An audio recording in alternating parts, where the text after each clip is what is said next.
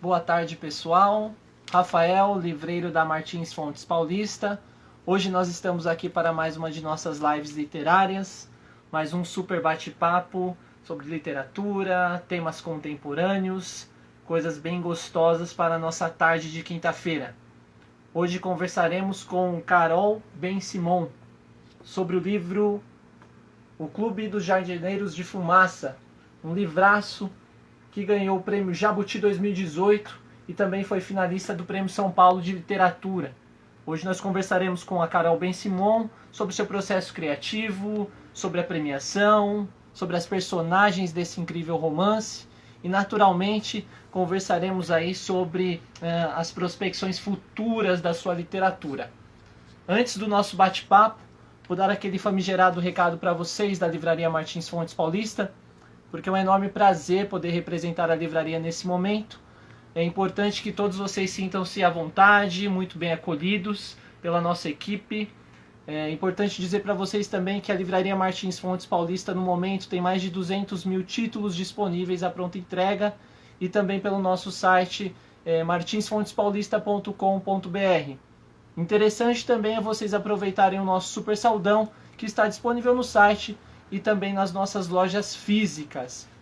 A nossa convidada da tarde de hoje, Carol Ben-Simon, ela mora na Califórnia, mais especificamente em Mendocino, e hoje vai ceder esse espaço, esse momento para dialogar conosco e com todos vocês. É importante que vocês participem conosco, tendo alguma pergunta, alguma reflexão, que vocês possam participar, façam aí essa participação através do nosso chat. A Carol Ben-Simon, ela é escritora, tradutora e mestre em escrita criativa pela PUC do Rio Grande do Sul. Ela estreou na ficção em 2008 com as narrativas Pó de Parede e depois ela publicou outros 3 títulos pela editora Companhia das Letras. O primeiro deles é o Sinuca Embaixo d'Água, que ela publicou em 2009. Esse livro finalista do Prêmio Jabuti e também finalista do Prêmio São Paulo de Literatura. Depois ela publicou Todos Nós Adorávamos Cowboys, 2013, também pela Companhia das Letras. E em 2017 ela publicou o livraço O Clube dos Jardineiros de Fumaça. Esse sim premiado aí pelo Jabuti e finalista também do Prêmio São Paulo de Literatura. Com muito prazer e honra, recebemos hoje então nesse diálogo a Carol Ben-Simon. Já está disponível o papo. Boa tarde, Carol. Tudo Oi. bem? Oi. Me escuta Oi. bem, Carol? Tudo bem? Tudo bem, tô te escutando bem. E aí? Tudo tranquilo, tudo sereno. Carol, uma dúvida, você realmente está na Califórnia agora, né? Sim, aham. Uhum, porque eu soube Mesmo. que você veio no Brasil, mas já tem um certo tempo, tem alguns meses, né? Tive que sair correndo aí quando a pandemia esquentou tanto aí quanto aqui. Fiquei com medo de não conseguir voltar, essas coisas. Mas estamos aí. Isso foi em março mesmo, Carol? Foi março, aham. Caramba, que loucura, Exato. né? Que loucura. Que loucura. Carol, a gente aí tem algumas nuances para explorar e agradecer, né, toda a gentileza e generosidade da sua parte de ceder esse momento para a gente. Que isso. Você Prazer. uma, é uma autora muito querida aqui na casa, né? Nós temos alguns livreiros que gostam muito de você. No lançamento do clube, né? Você veio até a loja, autografou alguns livros, conversou com a galera, né? Pois sabe que eu Então, recebi uma mensagem de alguém que, quando eu divulguei a live, me disse: acabei de estar na livraria e comprou o meu livro e tal. Então, nossa, que agradeço legal. aí toda a equipe. Muito legal, muito legal. Que incrível, que incrível. A gente tem aí uma dinâmica interessante, uma aproximação muito grande com os clientes, né? Uhum, Com os leitores. Eu acho que essa é a importância da livraria, né? Esse é o claro, significado, né? claro, sem dúvida. Experienciar algo gostoso, interessante e próximo, né, Carol? Carol, a gente vai falar sobretudo aí do clube, né? O Clube dos Jardineiros de Fumaça, um livraço. Estou aí findando a leitura, gostando demais, né? Porque é uma narrativa que prende bastante a gente, uma leitura gostosa. e você entra em alguns pontos muito interessantes, né? É, eu gostaria que você falasse primeiro para a gente, Carol, o processo mesmo de elaboração, porque esse livro ele tem uma peculiaridade, né? Você Uhum, consegue esmiuçar bastante a ambientação do que você coloca no romance, né? O clube ele se passa em Mendocino, né? No Triângulo da Esmeralda. Então você explora muito bem aí a cultura canábica, os desdobramentos, né? Dessa cultura. Você tem personagens muito profundos também, né? pô, Que você consegue explorar questões psíquicas muito interessantes. Eu gostaria de saber de onde vem esse impulso, uhum, como foram as primeiras ideias para criar esse romance e como que você dá voz então ao Arthur e a esses outros núcleos de uhum, personagens tão legais aí que a gente acompanha. claro, certo. Bom, eu acho que essa é a parte mais difícil, assim, para mim. Imagino que para a maioria dos escritores é escolher, definir os rumos do próximo livro, assim, sobre o que eu vou falar, que história eu vou contar, etc. E nisso vai, acho que mais tempo do que propriamente a escrita do livro. Então, Uhum, esse livro veio de uma. Eu vim para cá, visita e tal, e daí fiquei sabendo de que corria por baixo de um lugar assim, que é super bonito, né? Tem uma paisagem super majestosa, tem toda uma indústria assim, do turismo e tal, que tinha essa coisa, toda a indústria canábica correndo em paralelo, no nível assim, por exemplo, muitos hotéis são lavagem de dinheiro para plantações ilegais, sabe? Tem toda uma estrutura muito peculiar, assim, que eu de pronto fiquei muito afim de investigar o assunto.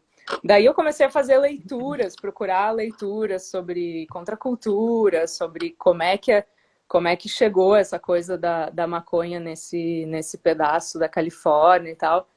E, uhum, e daí foi nessas leituras que eu fiquei meio fascinada por histórias, né, de pessoas reais, de toda essa trajetória aí da proibição e da legalização depois da maconha, que eu achei que tinham que entrar no livro, né?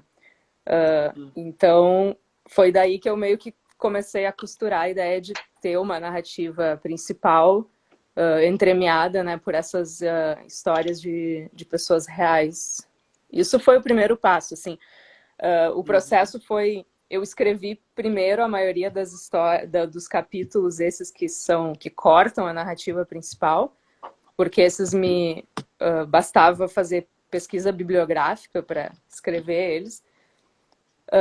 E depois, daí quando eu vim passar uma temporada aqui para começar a escrita propriamente, que eu comecei a desenvolver a narrativa principal. Teve umas tentativas meio fracassadas, assim, de fazer o Arthur como narrador, primeira pessoa, e uhum, mas que, assim, soou muito mal, e daí acabou que essas capítulos de não ficção, digamos assim, um pouco ficcionalizados, me deram um certo tom, estilo da narrativa principal, né, que foi a primeira vez, não vou dizer que foi a primeira vez, mas primeira vez um livro longo que eu escrevo, né, em terceira pessoa.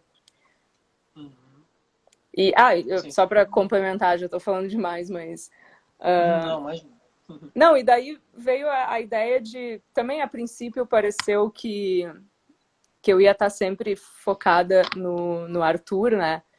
Mas depois a coisa foi crescendo a ponto de outros personagens também serem focalizados, né, na narrativa, tipo a Sylvia, Tamara e Dusk, principalmente, e que acho que abriu para outras camadas, outros assuntos que eu estava afim de discutir também. Uhum. É sensacional, né? Porque é uma narrativa em que a gente acompanha vários núcleos, né? E os desdobramentos desses núcleos, assim, você vai ganhando o bojo do romance, né? Onde a gente fica muito envolvido e é gostoso de ler. Então, assim, é meio que a gente acaba usando o protagonista, né? O Arthur como protagonista, mas isso mais por uma mera questão ilustrativa, né? que ele tem uma certa passividade para que o romance se abra, né, as suas camadas. Eu Para a acho que galera é que... bem isso, assim, também ele tem uma função narrativa de, tipo, apresentar o lugar para o leitor, né? Porque ele está chegando naquele lugar e imagino que o leitor não tenha familiaridade, né, com esse lugar, essa paisagem, então ele acaba sendo a porta de entrada, para usar um termo das discussões sobre drogas, para a narrativa, assim. Sim, sim. A gente tá... Tem alguém que esteja acompanhando a gente e não conheça, né? Basicamente, o Clube dos Jardineiros de Fumaça, ele tem um mote ali, ele inicia com a história do Arthur, né? No Rio Grande do Sul, ele é um professor, e a sua mãe padece de uma doença, e ele, em busca de curar a mãe, ele tem uma plantação, né, de maconha em casa. Então, isso acaba havendo um desdobramento delicado. Ele perde o emprego, o pai vai preso, né, de alguma maneira, porque acaba assumindo essa questão. E estando já no momento em que a sua mãe faleceu e ele está em luta, ele vai buscar, então, uma outra experiência nos Estados Unidos, mais especificamente na Califórnia, né? E ele usa o pretexto, né, Carol, de que ele vai fazer aí um doutorado, mas a sua proposição por detrás disso é perscrutar aí a cultura da maconha, os seus modos, como que é essa conjuntura e adentrar nesse universo, né? Afinal, ele já tem uma predisposição e esse interesse. É bacana porque nesse romance, Carol, uma das questões que eu gostei muito, eu gostaria que você falasse pra gente, isso eu acho que se dá sobretudo na figura do Dusk, né? Porque chegando na Califórnia, são três personagens ali que se apresentam de uma maneira mais pungente, né? Como você mencionou. A Sylvia, o Dusk e a Tamara, né? E o Dusk, ele é algo simbólico nessa narrativa, né? Eu até fiquei pensando, assim, é meio que do hippie ao hipster, né? Digamos assim, Sim. essa angústia, né? Uhum. Isso É que o bem isso. acomete, Uhum. né? Porque ele vai se deparando com situações que eram os sonhos da geração dele, década de 60 e 70, e hoje os desdobramentos e a cooptação do capitalismo mudou muito. Então, eu gostaria que você falasse para a gente de onde, como você tirou mais ou menos essa elaboração do Dusk, como isso funciona. Eu imagino que realmente é em Mendocino, né? Você passou a morar, residir aí, depois dessa passagem literária, digamos. Isso acontece, é bem assim mesmo? Existem essas nuances aí em Mendocino? Como você elaborou esse movimento e essa personagem especificamente, Carol? Existem, porque, claro, uma das discussões que o livro tenta trazer é justamente isso que tu mencionou, da uma certa apropriação, né, da contracultura pelo capitalismo, e a maconha está totalmente no meio disso, porque as primeiras plantações vêm através do pessoal nos anos 60, 70, que estava plantando para eles mesmos e tal. Isso vira uma forma de sobrevivência, mas agora, enfim, são novas gerações plantando e que não estão necessariamente identificadas com aquela cultura. É até curioso, até o jeito de se vestir é diferente, assim, as novas gerações que plantam, elas estão mais pra moda hip hop do que pro hip, sabe?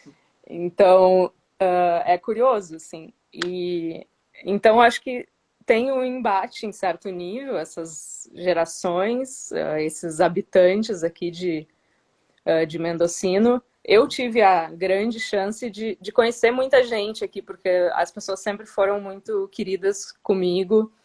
Então, numa casa que eu fiquei, que agora é a que eu moro, que eu achei, inclusive, pelo Airbnb, depois virou um aluguel mais longo, os donos da casa, que tem tipo 80 e poucos, 75 anos ela, 83 ele, e eles souberam que eu estava escrevendo um livro, eles me levaram assim para conhecer 1000 amigos e tal.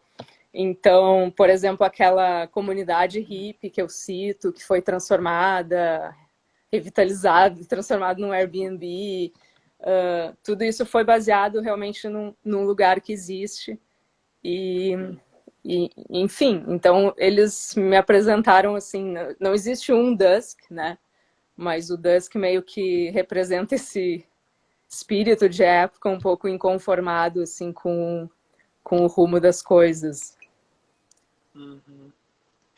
Carol, eu vi algo interessante e eu gostaria que você comentasse para a gente.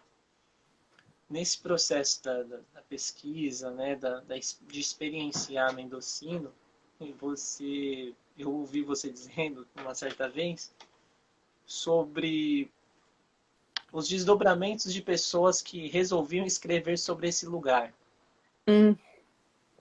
Tá. Você pode contar um pouquinho para a gente? Sim, isso veio a partir de outro casal que eu conheci a primeira casa que eu fiquei por um mês e tal, que era num lugar super remoto.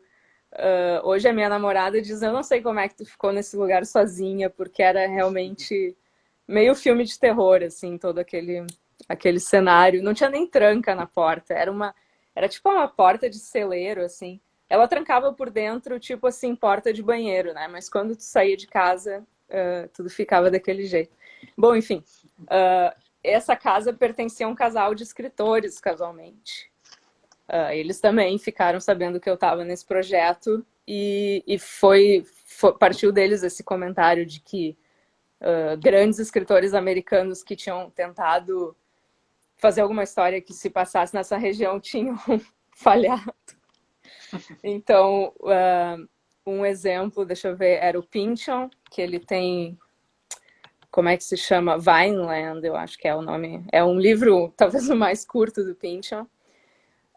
Depois tem um livro do Dennis Johnson, que até não é um autor muito publicado no Brasil, não sei se sabe me dizer se ele está publicado no Brasil, mas é um autor bem famoso aqui nos Estados Unidos. E acho que tinha talvez mais um terceiro exemplo, mas agora eu não me lembro. E sim, o T.C. Boyle, que é um outro autor muito publicado aqui, tem dezenas de livros, publica há muito tempo. Mas, enfim, eu acho que ficou essa coisa de que, sei lá, era fácil eu cair num estereótipo, num retrato meio caricatural dessas pessoas da contracultura, assim.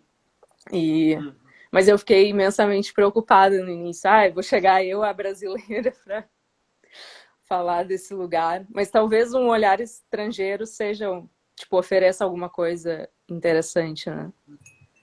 Sim, sim. E você também, assim, não se atravancou nesse comentário, né? Até porque muito diferente, num polo oposto de um grande fracasso para sua carreira enquanto escritora, o clube você simplesmente ganhou o Jabuti, né? Ganhou o Jabuti, foi finalista do Prêmio São Paulo, então quer dizer, você rompeu aí com essa tradição meio complicada. Mas é comum também pensar nisso, né? De, olha, cair em lugares comuns, tratar da contracultura Claro. dos hippies, ou mesmo uma temática canábica, né? Então, é muito Exato. difícil Mesmo a você temática defender. canábica muitas vezes cai numa coisa assim de comédia canábica, sabe? Sim. Pessoas com dificuldade de se comunicarem, ou rindo de qualquer besteira. Enfim, tem Uhum. toda uma, sei lá, estética canábica, enfim. Mas foi eu tomei como um desafio, achei legal tentar encontrar assim o tom que eu queria para a história. Uhum. Você citou aí algo meio que da estética e da marca, né, da temática canábica, já para um lado a la Cheech Chong, digamos assim, mais Uhum. divertido, etc. Mas eu gostaria de que você falasse para a gente um pouco, já num outro polo, né, dessa nuance da questão da maconha, né, porque a primeira trama ali que dá o mote para o livro é uma questão bastante delicada, né? E que muitas pessoas vivem esse dilema diariamente, especialmente num lugar, né, em que o país do Arthur, né, o Brasil, aqui onde estamos, Uhum. por conta da política de criminalização, você fica né, numa linha tênue entre o uso recreativo, o uso medicinal, entender a cannabis como panaceia, né, e ao mesmo tempo ser colocado na condição de traficante. Então é a partir daí que você dá o mote dessa narrativa, que é algo muito é muito realista, né? Eu gostaria que você falasse para a gente, e você coloca muito isso no livro também, os estigmas históricos, né, dessa política proibicionista. Sobretudo também o que foi feito, né, durante o século XX nos Estados Unidos também, com essa demonização da cannabis, né? Uhum. Você pode traçar um pouco esse panorama, Carol? Eu sei que Uhum. você pesquisou muito o tema, né? Tem uma propriedade legal. Gostaria que você falasse um pouco nesse sentido para a gente. Então, eu acho que são percursos bem diferentes, né? Quer dizer, claro que os Estados Unidos que começa todo um movimento global de criminalização, né? Todo mundo vai um pouco atrás do que os Estados Unidos está fazendo. Mas aqui há essa mudança, né? Também são várias coisas. Primeiro tem essa especificidade de que os estados têm mais autonomia, né? Então todas esses a maconha nunca foi legalizada aqui, nem a medicinal num nível federal, né? Então fica essa legislação federal que proíbe, mas a legislação de muitos estados que aceitam e tal é uma coisa um pouco nebulosa.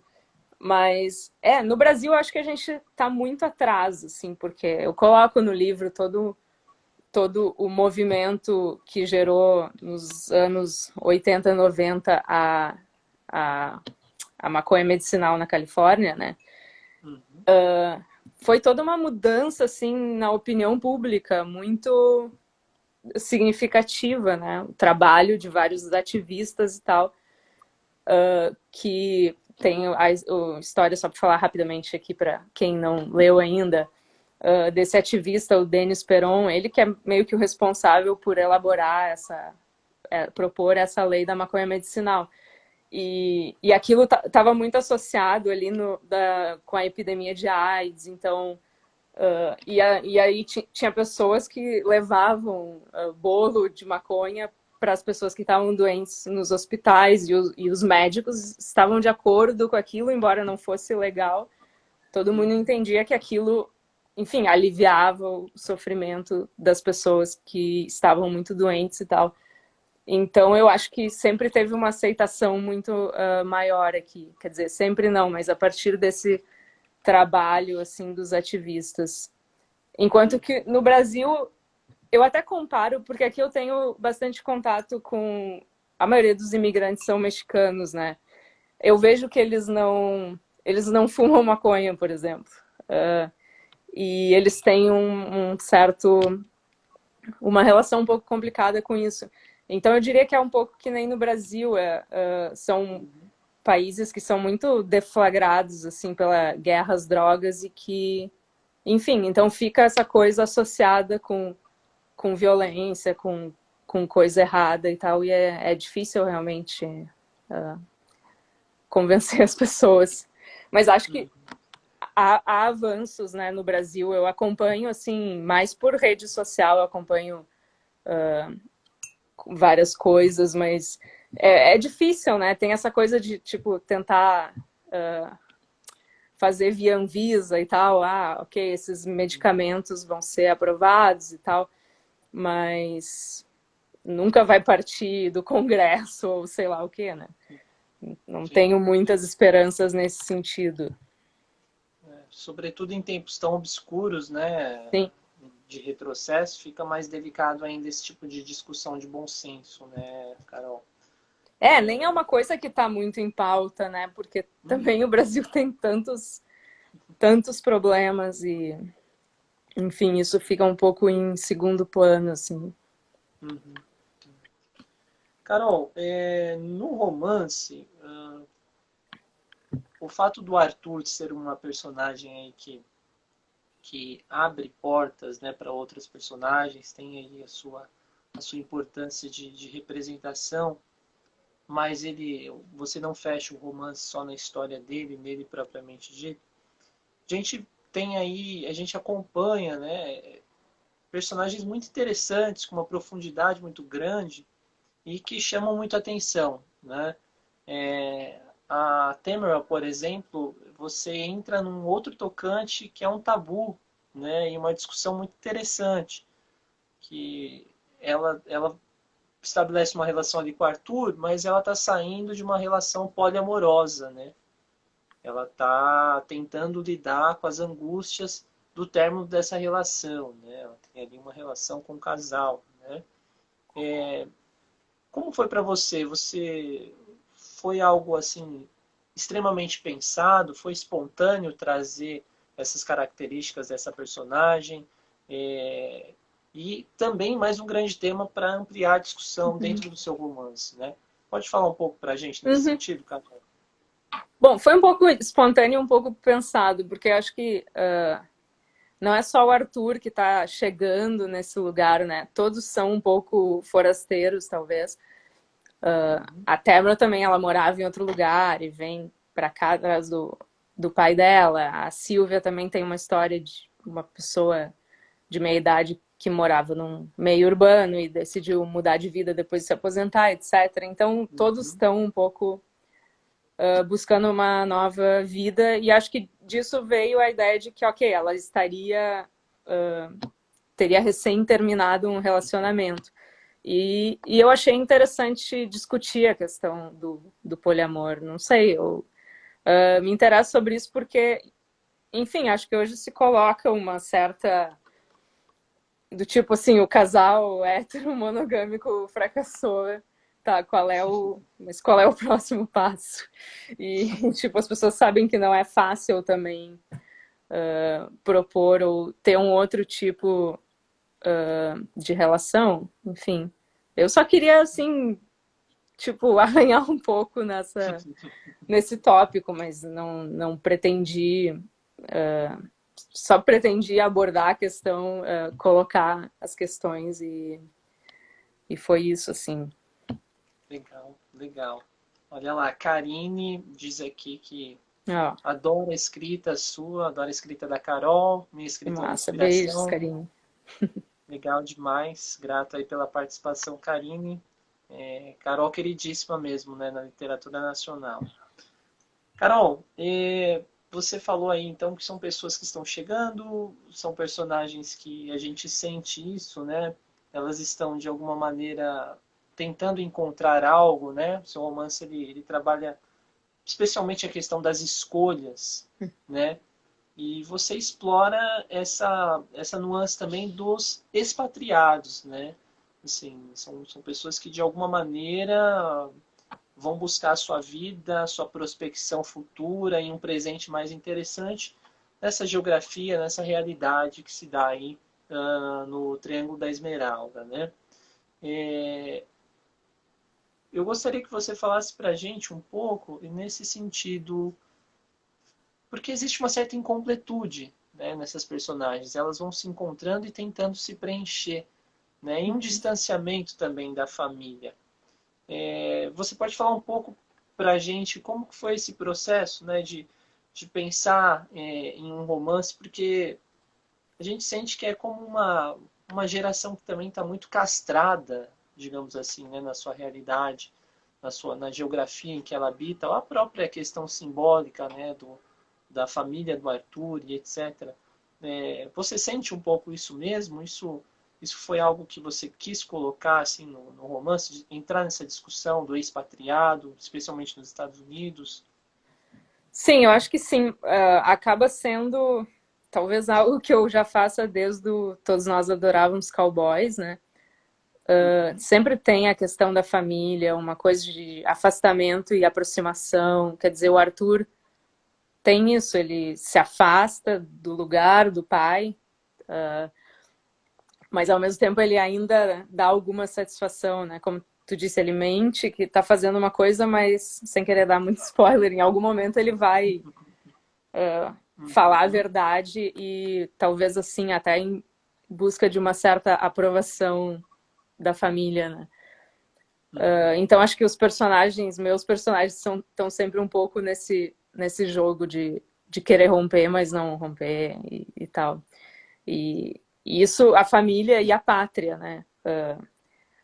Acho que no meu próximo livro também eu vou, embora a trama seja muito diferente, esses tópicos estarão presentes. Sempre tem algo de, sei lá, o expatriado sempre tem algum tipo de cisão. E eu já me sentia um pouco assim no Brasil, porque também tem uma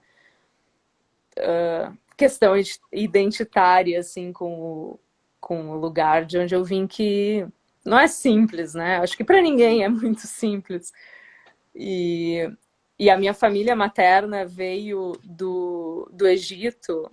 Eu tenho uma origem judaica, sefardita. Eles moravam no Egito, foram expulsos durante os anos 50 e foram parar no Brasil. Então, acho que eu sempre também carreguei um pouco isso comigo, assim, da família meio que não ter um lugar ou não se sentir totalmente no seu lugar e tal.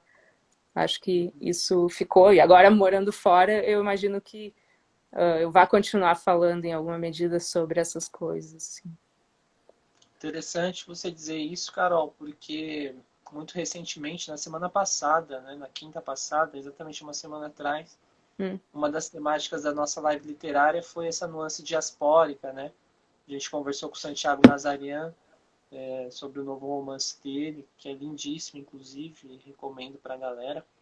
E ele está contando ali a genealogia, né? A genealogia da família dele, a Armênia, né? E essa ruptura, esse distanciamento e tal. Interessante você dizer isso. E você também tem uma questão peculiar, né, Carol? Porque você saiu do Sul, ficou um tempo na França, né? E hoje reside em Mendocino. Aproveitando esse gancho, Carol, eu gostaria que você falasse um pouco dessa como aconteceu isso, porque você viajou algumas vezes para Mendocino, você ficou 6 meses, né, fazendo aí, experienciando o ambiente, conhecendo pessoas, fazendo registros, e então de uma geografia turística, posteriormente literária, você fez morada desse lugar, né? Você se apaixonou por Mendocino mesmo? Foi uma coisa eu jamais teria imaginado, né? Porque eu me enxergava como uma pessoa essencialmente urbana, tanto que quando eu decidi passar um tempo fora do país, eu escolhi uma grande cidade, né, como Paris. Sempre morei em Porto Alegre antes disso. Também nunca tive essa coisa de família do interior, então não tinha essa vivência realmente de interior. E assim, para quem conhece talvez a minha não ficção, sabe que eu sempre olhei muito para arquitetura, para coisa do urbanismo. Então parecia realmente que esse era o meu lugar no mundo. Mas aí não sei o que aconteceu. Eu vim para cá e realmente me apaixonei pela a questão da natureza bateu assim muito forte, uma coisa meio espiritual, até podendo soar muito cafonamente hippie agora. Mas foi um pouco isso. E a coisa das pessoas, porque normalmente no Brasil a gente associa um lugar pequeno com um perfil conservador, talvez, né? Tipo, valores conservadores e aquela coisa, sei lá, todo mundo fala de todo mundo e faz fofoca e fica observando o vizinho e no outro dia todo mundo tá sabendo o que aconteceu.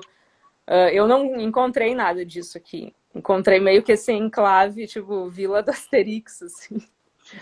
Tipo, um lugar super progressista e as pessoas não estão...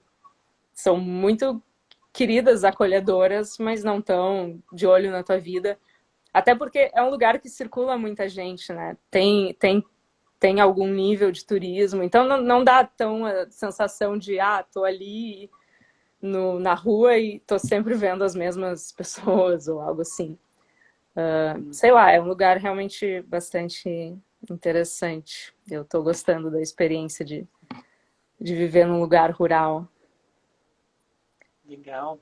Legal, e é bonito isso que você diz também, né? Eu sinto como uma espécie de reconexão, né?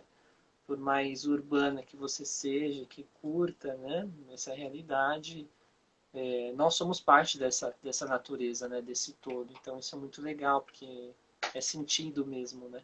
Eu acho que, Sentido assim, aquilo que claro que acontece. foi um processo individual, mas eu vejo alguma ressonância com um momento histórico, assim, porque quando eu estava escrevendo crônicas para jornal, por exemplo, era bem um momento que se estava discutindo muito a questão da cidade, a cidade mais humana, a ocupação dos espaços públicos, etc.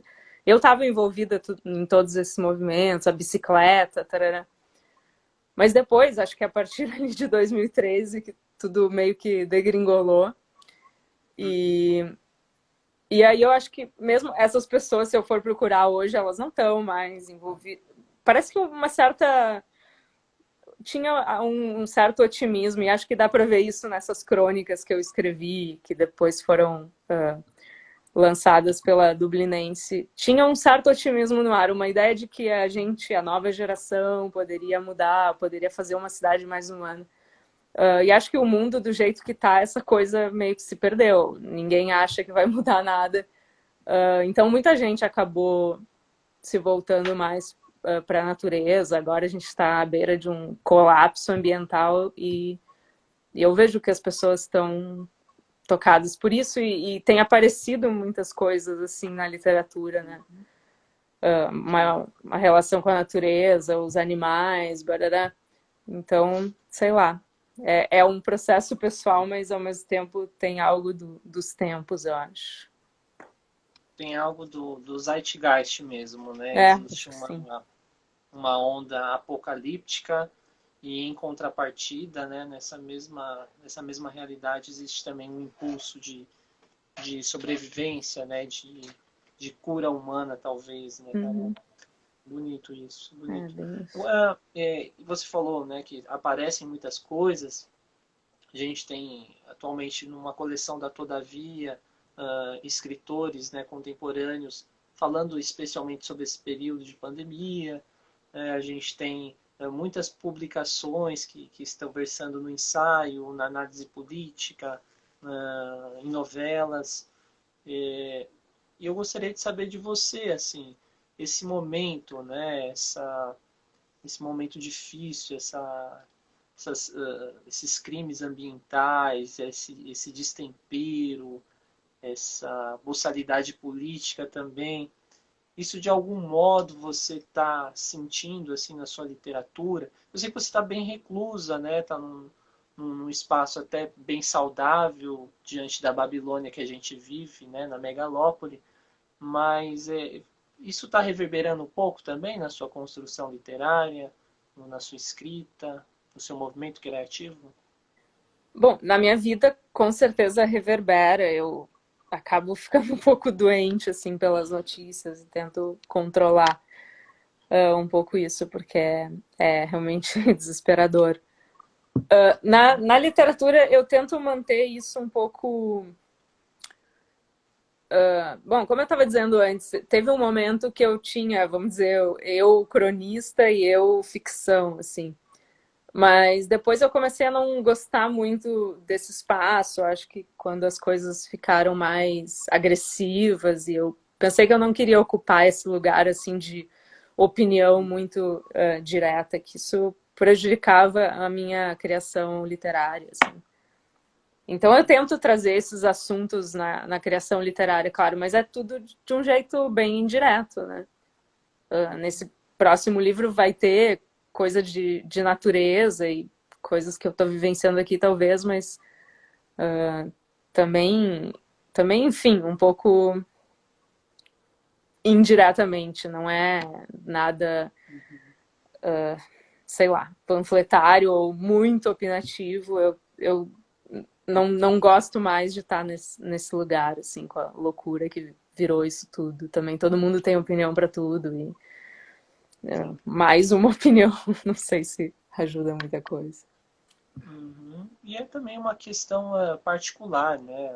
O seu movimento ele é outro, né? Você vai por outros caminhos e, E a literatura é arte também, né? Ela é libertária e tem várias Não, facetas, e né? outra, não é imediato, né?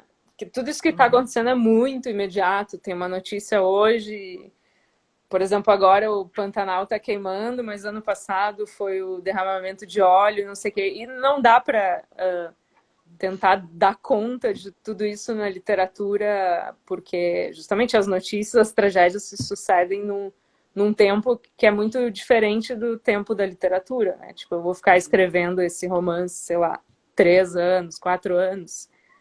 Então, enfim, não acho que precise ter, assim, uma correspondência tão direta, mas é óbvio que eu, sei lá, retrabalho isso de outra maneira, assim. Uhum, claro, claro. E você citou agora o novo romance, né? Esse novo projeto que você está mergulhada. E eu gostaria de perguntar, virá então uma narrativa, virá um romance taxidérmico, é isso? Pois é. É? Explica um pouco pra gente Vou como que é, explicar. o que você pode falar, né? Já Claro. adiantar pra gente Ó, desse beijos, novo Leonardo. romance. Tô vendo o Leonardo Tonos. Beijos de Paris. Beijos, beijos. A Clarice só comentou, seria legal retirar os comentários que ficam no rosto da Carol. Ah, mas eu não É, sei, de mas é. fato, É, mas é que é é a legal única ter os maneira, né? comentários, né, também. Bom, A enfim. gente fica nesse dilema, né, Carol, É, e Clarice? Fica entre a interação de vocês e esse inconveniente. É claro, a forma como o Instagram permite, né? Mas está te claro. incomodando aí, Carol? Você quer que Não, tira? não, não, não, pra mim tá ótimo. Os Não. comentários, até se vocês tiverem perguntas. Bom, não quero me atravessar, Rafael. Mas, enfim, comentando. Sim, o novo romance tem essa coisa, tem a personagem tem um momento do livro que ela é criança em Porto Alegre anos 80 e depois adulta nos Estados Unidos, depois de ter tido 1000 empreguinhos, ela acaba numa carreira de taxidermista. Não sei se o termo é familiar para todos, mas podemos Explica pra chamar gente de aí, Carol. empalhar animais, né? Uhum. E pois é, eu não sei, na verdade esse fascínio começou quando eu vi uns dioramas, né, que são essas recriações de habitats em museu de história natural, assim, com os animais empalhados, as plantas falsas, enfim. Eu acho muito fascinante, assim, não sei explicar, não tem como ficar neutro em relação a animais empalhados. É uma coisa que algumas pessoas acham abomináveis, outros. Mas é uma coisa, sei lá, que eu comecei a ler a respeito. Tá, o personagem vai ser taxidermista, e também descobri que dentro desse universo tinha muitas nuances. Tem, sei lá, caçador que caça e faz o seu troféu de caça, que é uma coisa que a personagem abomina. Ela tem. Porque existem esses taxidermistas que não matam os animais que eles com os quais eles taxidermizam só animais que morreram de causas naturais ou foram atropelados, sei lá. Então tem toda uma nova geração assim que usa a taxidermia como uma forma de, sei lá, aproximar as pessoas da natureza. Tem toda essa coisa dos museus de história natural, né? Eu acabei trazendo isso assim pro centro do romance de alguma forma e não sei muito bem o que está saindo, mas eu tô gostando. Legal, promete, né? A gente já fica curioso, porque quem vai conhecendo suas narrativas, etc., já sabe que vem uma pesquisa aí profunda, vem algo de fôlego envolvente, muito legal, legal mesmo. Carol, é, você teve aí um movimento muito rápido, né, assim, na literatura, porque você foi selecionada, né, pela Granta, pela revista britânica, como uma das jovens escritoras, né, melhores jovens escritores do país. Você teve no primeiro romance já a escolha de ser finalista do Jabuti, né? O Sinuca Embaixo d'Água, né? Foi para a final do Jabuti, foi para a final do Prêmio São Paulo. E aí você, também muito jovem, já conseguiu, enquanto melhor romance, ser escolhida, né? A vencedora do Jabuti em 2018. Eu gostaria que você falasse um pouco pra gente, Carol. Eu sei que isso não fecha, não é sinônimo de que você não é apenas um prêmio que vai te colocar enquanto uma grande escritora, né? E aqueles que não ganharam, não participaram, não são. Mas como que foi para você, assim, receber o Jabuti, receber essa notícia? O quão importante isso foi para, de repente, te dar mais estímulo, talvez até mais segurança lá no Sinuca Embaixo d'Água, de repente, né? Você tinha ainda um corpo menor de trabalho literário. Como que você viveu esse momento, né? Não tem como negar que foi bastante importante, muito transformador. Também não quero soar muito pretensiosa dizendo isso, mas eu lancei o livro no final de 2017 e foi assim, muito no fim do ano, um período que eu não recomendo para ninguém, porque era quase dezembro. Eu acho que o meu lançamento foi em dezembro, os primeiros dias de dezembro, e não é um bom período e tal. Aí eu gostaria, quer dizer, a gente sempre gostaria que tivessem falado mais do livro na época do lançamento e tal. Eu acho que eu estava um pouco desapontada com isso, preocupada também, preciso confessar, com o fato de sair do Brasil. Será que eu vou sumir, sabe, no mercado literário, enfim. Óbvio, tudo isso estava colocado, assim. Então, quando veio a notícia do prêmio, eu estava aqui, foi incrível, assim, tudo foi meio colocado em outro patamar, assim.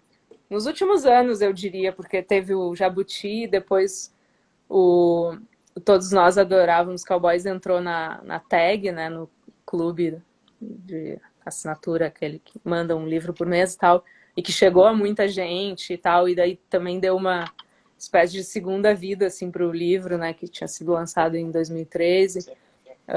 A própria coisa do crescimento, assim, do movimento LGBT também acabou recuperando o livro, assim. Então eu acho que eu entrei tipo, no melhor momento até agora, assim.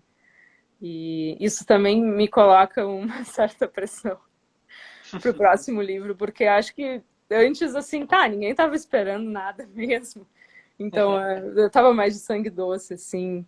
Agora eu acho que eu me cobro demais. Mas virão grandes livros aí, né? Seguramente, Carol. Carol, seria pedir muito para você ler aí um trecho pra gente, um trecho de repente do clube, um trecho de algo que você tem escrito. Posso ler?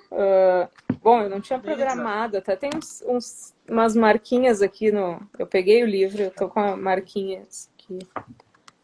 Pra galera que ainda não leu, só sentir um pouco, né, o ritmo dessa narrativa, a intensidade, aqueles que você curta aí, que você goste, acho que vale a pena. Tá, deixa eu ver se eu tento achar alguma coisa aqui.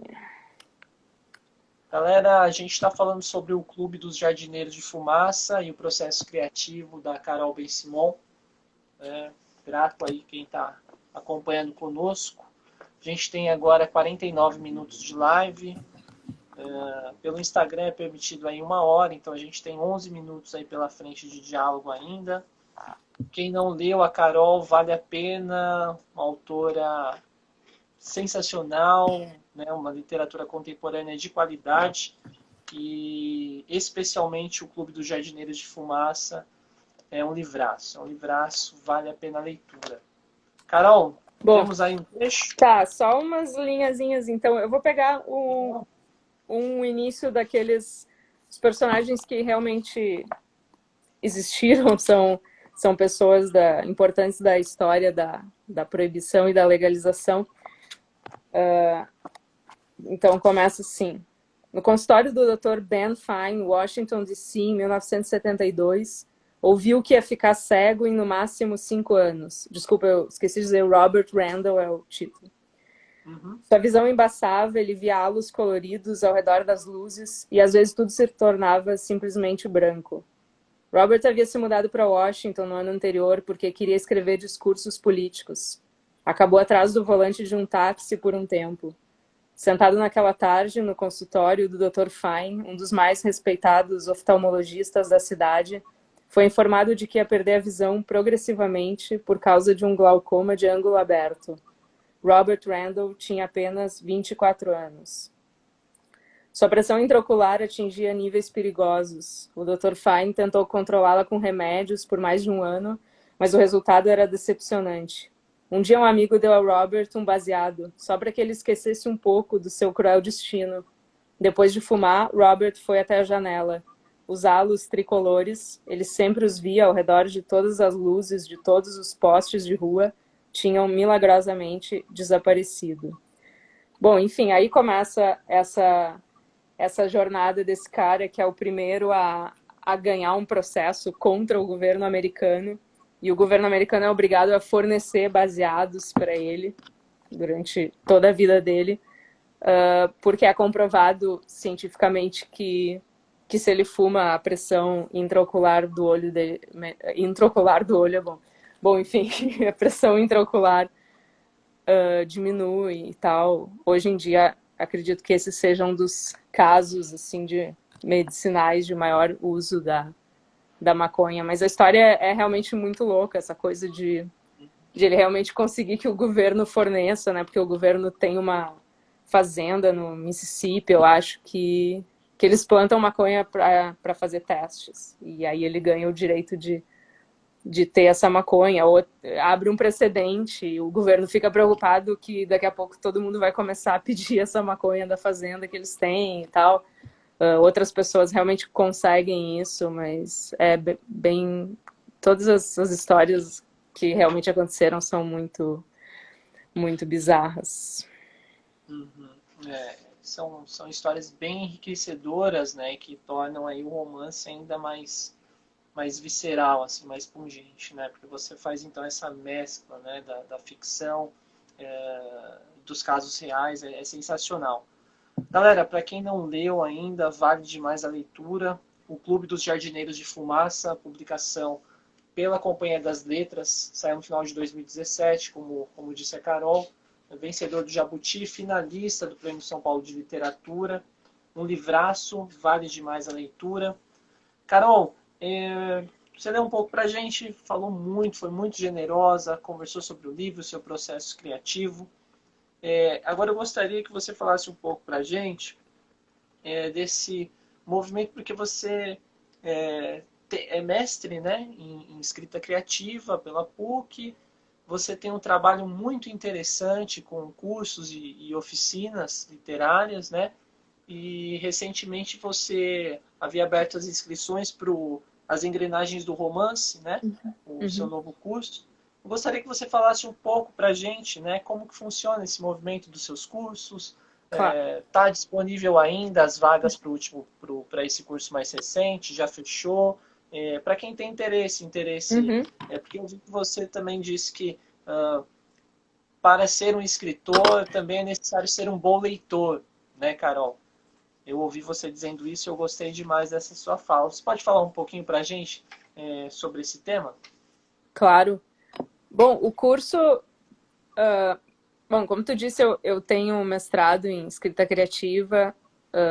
Depois eu fui fazer um doutorado, mas aí era em teoria, realmente, é literatura comparada, e descobri que não era minha. Escrever uma tese não era minha. Mas me interessa muito a criação literária, discutir essas ideias, adoro discutir processo criativo e tal. Então, ano passado eu montei esse curso, foi bem trabalhoso de montar, porque eu queria fazer um curso online, isso muito distante ainda da pandemia, isso não era tão feito assim. E enfim, queria abordar romance, né? Porque normalmente existem muitas oficinas literárias por aí, oficinas ótimas e tal. A maioria é focada em conto, porque, é claro, é um objeto assim, mais simples de trabalhar. O aluno pode produzir um conto e o conto ser lido inteiro e discutido e tal. Mas assim, como alguém que escreve romance, eu vejo que tem dificuldades que são muito específicas do romance, porque é uma coisa muito longa e que consome muito tempo e energia e frequentemente dá uma sensação de, não sei, não estou mais no controle disso aqui. É muito, muito texto para lidar, muitos caminhos possíveis.